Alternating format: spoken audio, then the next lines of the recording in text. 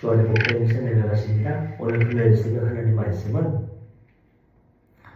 사무엘하 3장 31절부터 39절까지 말씀 중심으로 왕의 눈물과 통탄의 노래라는 제목으로 말씀 은혜를 함께 나누고자 합니다. 우리는 화해의 중재자였던 사울의 군대장관 아브넬이 다윗의 군대장관 요압의 사적인 복수심에 의해서 비참하게 살해당하는 비극을 보았습니다. 오늘 본문은 이 충격적인 사건에 대한 다윗의 반응을 통해 다윗이 왜 하나님의 마음에 합한 왕이었는지, 그리고 진정한 지도자가 어떤 자세를 가져야 되는지를 보여주고 있습니다. 아브넬이 살해당한 다음에 다윗은 이 사건이 자신의 뜻과는 전혀 무관한 일이며 요압의 개인적인 복수, 자기의 동생을 죽인 것에 대한 복수로 일어났음을 온 백성에게 알려주고 보여주어야만 됐습니다. 자칫하면 백성들은 다윗이 왕권을 차지하기 위해서 정적 아브넬을 암살한 것으로 오해할 수 있는 여지가 충분하기 때문입니다. 다윗은 먼저 백성들에게 애통할 것을 명령했습니다. 그런 요압과 모든 무리에게 입고 있던 옷을 찢고 굵은 배를 띠고 아브넬 앞에서 애도할 것을 명령했습니다. 그리고 다윗 왕 자신도 장례식에 사녀를 따라 걸어갔습니다. 이는 다윗이 아브넬의 죽음을 진심으로 애도하고 그의 죽음을 통탄하고 있음을 보여주는 공개적인 행위였습니다. 아브넬의 장례식이 끝난 후에도 다윗의 슬픔은 멈추지 않았습니다. 저녁에 백성들이 다윗에게 아이고 왕이시여 얼마나 시장합니까? 아무것도 드시지 않았는데 음식을 드실 것을 권했지만 다윗은 내가 해지기 전에 떡이나 다른 무엇을 맛보면 하나님이 내 위에 내게 벌을 내리시기를 원하노라 맹세하며 금식했습니다. 이는 그의 애도가 진심이었음을 온 백성에게 확신시켜주는 행동이었습니다. 나아가 다윗은 아브넬을 위한 슬픈 조가 애가를 불렀습니다. 그 애가의 내용은 이렇습니다. 슬픔의 노래는 아브넬의 죽음이 어찌하여 미련한 자의 죽음과 같은고 라고 탄식하며 아브넬이 결박되지 않은 채 무방비 상태에서 살해당했음을 노래하며 슬퍼했습니다. 다윗은 이 조가를 통해서 아브넬의 죽음이 정당한 전쟁의 결과가 아니라 비열한 요압 장군에 의한 살인이었음을 명백히 한 것입니다. 이러한 다윗의 행동을 보고 온 백성은 다윗이 아브넬을 죽인 일에 관여하지 않았구나.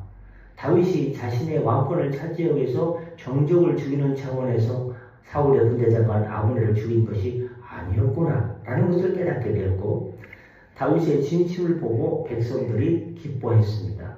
우리 왕이 그런 왕이 아니지? 그래 우리가 오해할 뻔했구만. 그러나 이 모든 일 후에도 다윗은 그의 비통함을 감추지 못했습니다. 그는 온 이스라엘의 지도자요 큰 인물이 죽은 것을 너희가 알지 못하느냐? 내가 기름 부음을 받은 왕이지만 이 수야의 아들들이 나보다 강하여서 내가 이들을 어찌하지 못하겠다라고 탄식하고 있습니다. 그래서 39절 말씀 보시면 내가 기름 부음을 받은 왕이 되었지만 오늘 약하여서 아직 왕권 초기에 힘이 별로 없습니다. 수야의 아들들인 이 사람들 누굽니까? 요압과 아비새를 말하고 있는 겁니다. 이 사람들을 제어하기가, 컨트롤하기가, 내 말을 듣게 하기가 이게 영 쉬운 일이 아니다. 너무 어려우니 여호와는 악행한 자들에게 그 악한 대로 갚으실지로다 하게 되었습니다. 다윗은 요압의 살인을 처벌하지 못하는 자신의 그런 힘이 없음을, 한계를 인정하고 이 모든 악한 행위에 대해서 하나님께서 심판을 하실 것이다. 나 대신 하나님께서 그들을 심판하실 것이다 하면서 하나님의 공의로운 심판을 간구하는 것으로 마무리 짓고 있습니다. 오늘 본문을 통해 우리가 얻을 수 있는 교훈 첫 번째는 정치적인 이익보다 진실한 애도와 공감이 진정한 리더십입니다. 아브넬의 죽음은 다윗에게 정치적으로는요 이익이 될 수 있습니다. 왜? 정적이 죽었으니까 얼마나 가뿐합니까? 사울 집안의 가장 큰 지지 세력이 사라졌기 때문에 좋아할 수 있습니다. 그러나 다윗은 정치적인 계산 대신에 진실한 애도 함께 슬퍼할 수 있는 것을 선택했습니다. 그는 금식하고 장례식 행렬의 상여를 따라가며 통곡의 애가를 불렀습니다. 이 진심은 따라간 백성들의 공감을 얻게 되었고 다윗이 순수한 마음으로 우리 다윗 왕이 그런 사람이 아니구나, 이 야비한 사람이 아니구나, 뒤통수 쳐서 사람 죽이는 사람이 아니고 참 좋은 사람이구나, 진심으로 순수한 마음으로 통일을 원했던 왕이구나 라는 것을 백성들이 알게 되었습니다. 우리의 삶과 공동체에서 진정한 영향력이라 하는 것은 내가 가진 힘과 권력이 아니라 다른 사람의 고통에 함께 아파하고 함께 슬퍼할 수 있는 마음인 것입니다. 여러분, 위대한 지도자는 백성들이 가장 힘든 시기에 그들의 슬픔에 동참할 줄 아는 사람입니다. 미국의 대통령 중에 가장 유명한 대통령 암살 사건이 JF 케네디 대통령의 암살 사건 아닙니까? JF 케네디 대통령이 암살당했을 때 온 국민이 충격과 슬픔에 빠졌습니다. 당시 흑인 운동가였던 마틴 루터 킹 주니어는 케네디 대통령의 장례식에 참석하여 함께 슬퍼했습니다. 그런 슬픔의 순간에 모든 인간은 흑인이든 백인이든 황인종이든 누구든 슬픔의 순간에 모든 인간은 평등하다라고 유명한 말을 했습니다. 함께 우는 지도자의 모습은 이념과 관계없이 백성들의 마음을 얻게 됩니다. 우리도 다른 사람의 눈물에 공감할 때 비로소 그리스도의 리더십을 실천할 수 있게 되는 것입니다. 두 번째 교훈은 신앙인은 감정의 공감을 넘어서 공의의 원칙을 선포해야 됩니다. 다윗은 아브넬의 죽음을 그저 슬퍼하고 그저 눈물 흘리는 것에 그치지 않고 어찌하여 미련한 자의 죽음 같은고라는 애가를 통해서 요압의 행위가 비열한 살인이며 공의에 어긋난다는 사실을 명백히 선포했습니다. 내가 데리고 있는 장군이지만 잘못한 것은 잘못했다라고 이야기했습니다. 아무리 상황이 복잡하고 죄를 저지른 사람이 가장 가까운 최측근이라 할지라도 신앙의 지도자는 잘못된 것은 잘못됐다. 내가 너를 사랑하지만 이건 잘못됐다. 이건 하나님의 말씀을 벗어났다. 죄악을 죄악이라 부르고 하나님의 공의를 선포할 수 있어야 됩니다. 따뜻한 마음과 공의가 균형을 이룰 때 비로소 하나님의 나라가 임하고 하나님의 통치가 임하는 것입니다. 어떤 부모가 자녀가 잘못했을 때 단순히 감싸주기만 하고 잘못을 저지르지 않는다면 자녀는요 버릇없는 사람으로 성장할 것입니다. 뭐가 밥인지 뭐가 죽인지 모를 겁니다. 참된 사랑은 때로는 냉철한 원칙과 훈계를 수반합니다. 내가 너를 사랑하지만 얘야 내가 너를 사랑하지만 너의 행동은 잘못됐다 이렇게 하는 게 아니야 라고 말할 수 있는 용기가 필요합니다. 우리도 공동체 안에서 하나님의 공의가 무너지려고 할 때 불의한 것을 정당화시키지 않고 성경적인 기준과 원칙을 분명히 선포할 수 있는 영적인 용기가 필요합니다. 오늘 본문을 통해 얻을 수 있는 세 번째 교훈은 인간적인 한계 속에서도 최종 심판자이신 하나님만을 의지하시고 하나님께 모든 것을 맡기시길 바랍니다. 다윗은 요압과 아비새를 가리켜서 이 스루야의 아들들이 나보다 강하여라고 탄식하며 내가 그들을 어떻게 제어할 수 없다. 당장 그들의 악행을 징벌하지 못하는 자신의 정치적인 한계를 왕권 초기에 그 한계를 솔직하게 인정했습니다. 그러나 그는 어떻게 말합니까? 그러나 내가 힘이 없어서 그들을 컨트롤 하지 못하고 제어하지 못하지만 하나님께서 악행한 자에게 그 악한 대로 갚으시기를 라고 선언하며 최종적인 심판을 하나님께 맡겼습니다.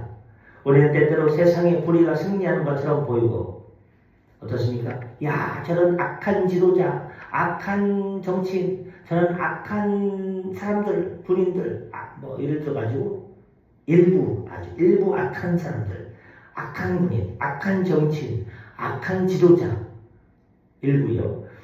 이런 사람들이 득세하여 힘을 가지고 세상을 좌지우지하고 세상을 막 물을 흐리고 세상을 혼돈으로 몰아넣는데 세상이 불의가 승리한 것처럼 보이고 우리는 뭐 어떻게 할 수 있는 게 없다.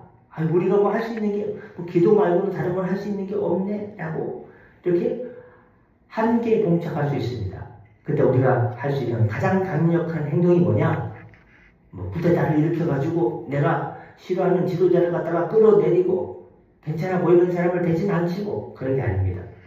이렇게 우리가 아무것도 할 수 없는 상황에서 할 수 있는 가장 강력한 행동은 바로 우리의 한계, 나의 한계를 인정하고 하나님, 공의로우신 하나님께 심판을 위탁하며 기도하는 것입니다.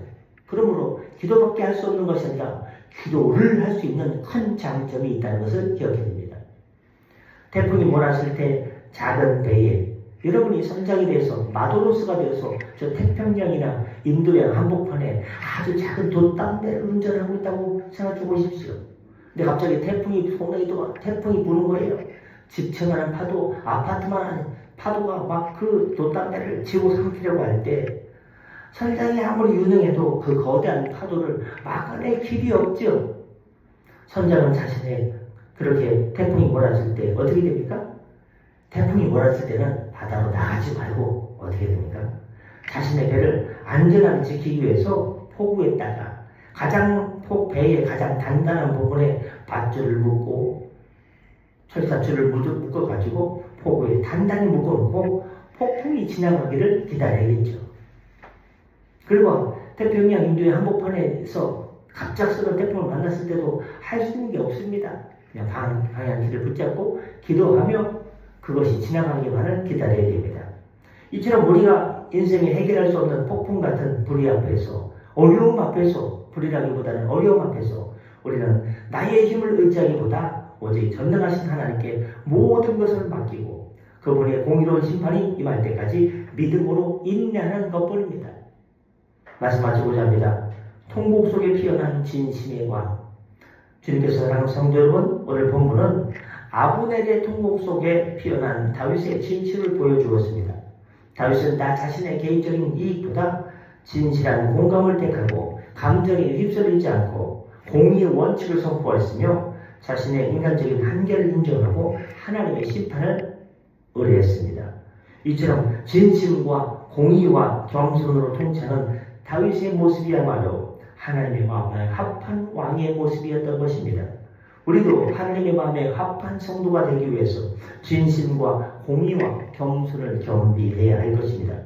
우리도 이 혼란한 세상 속에서 앞으로 세상이 어떻게 뒤집어질까? 어떻게 참 세상이 더 혼돈의 도가니 속으로 미궁 속으로 빠져들까 하는 이 시점에 다윗처럼 하나님 중심의 리더십을 발휘하여 우리의 삶과 공동체 속에서 하나님의 공의와 평화, 공평, 공의와 평화를 심는 복된 성도들이 되시길 예수님의 이름으로 축원합니다. 기도하겠습니다. 오 사랑과 공의의 주님, 오늘 다윗의 눈물과 통곡의 애가를 통해 진정한 지도자의 마음을 배우게 하시니 감사드립니다. 저희가 정치적 계산을 내려놓고 진실한 공감으로 이웃과 함께 이웃의 슬픔에 함께 동참하며 함께 아파하게 하옵소서. 함께 눈물을 흘리게 하여 주옵소서. 인간적인 분노에 휘둘리지 않고 하나님의 공의를 선포하는 용기를 주시옵소서. 저희의 한계를 인정하고 궁극적인 심판자이신 주님께 모든 것을 맡기며 평안을 얻게 하여 주옵소서.